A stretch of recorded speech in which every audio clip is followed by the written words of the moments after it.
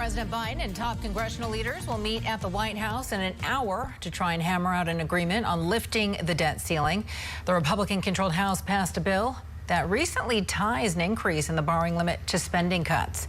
Now, the president has said raising the limit is a non-negotiable. Without an agreement in place by June 1st, the U.S. risks default and a financial catastrophe. And the fear is it could cause a recession.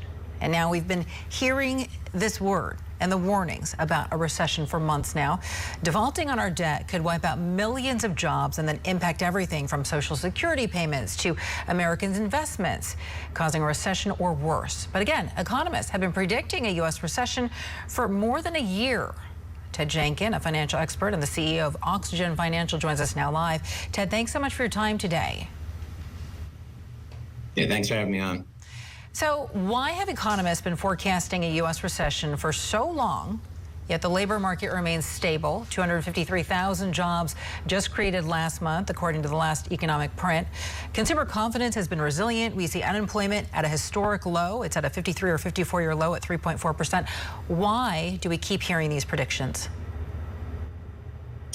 I feel like this is always a case of sadness or euphoria because it's a tale of two stories right now. You're absolutely right. On one hand, everything looks like it's going great. We've got inflation coming down. We have incomes that are going up. Retail sales are doing well. And as you mentioned, unemployment is at 3.4%, the lowest that we've seen in 54 years. But the problem really here is, how did we get there? And in the last 3 or 4 years during the pandemic and after, we've printed roughly $6 trillion. So I think the fear is when you print money like this, of course you can make the economy look good. The question is, when is it going to have that crash? And I think that's what people are trying to prepare for now. We can't expand at the rate that we had before simply because we printed so much money. Yeah, so I hear what you're saying. There's a lot of liquidity in the market. But if we didn't print that money, don't you think that the U.S. economy would be a lot worse off? Yeah, well, in fact, I think we hit a recession last year. I'm surprised that they didn't call it because generally speaking, when you have 2 negative consecutive quarters of GDP, it's a recession. But as you mentioned, you know, those other numbers were strong, so we didn't actually call it to be a recession. I think now what people are really bracing for is because the Fed has raised interest rates some 5% plus over the last 12 months, naturally, things are going to stall.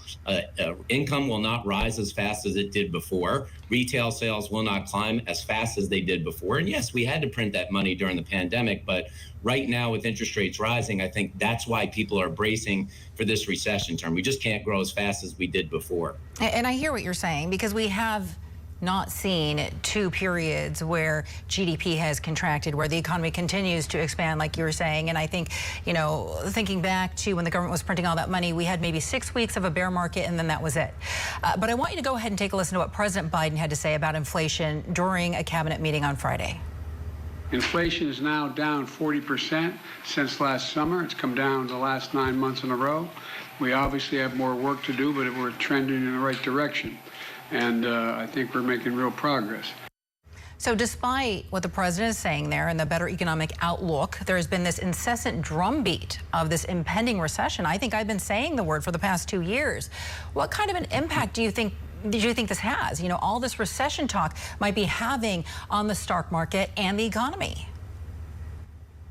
It's a weird term to use that number 40%, because when you drop from 7% to 5%, that's where you get the 40%. But I don't feel like a lot of Americans are experiencing a drop in inflation right now, especially because they're spending a lot of money on food and on travel and entertainment, and it's hitting their wallet every day. In many of those parts of the country on things like food, you still have a double-digit inflation in many cases. So, you know, I think right now that's what's impacting Americans' wallets. Yes, inflation has come down, but still, the wages that Americans are making, it's not growing as fast as inflation. So yes, you have more money in your pocket, but not in terms of real dollars right now.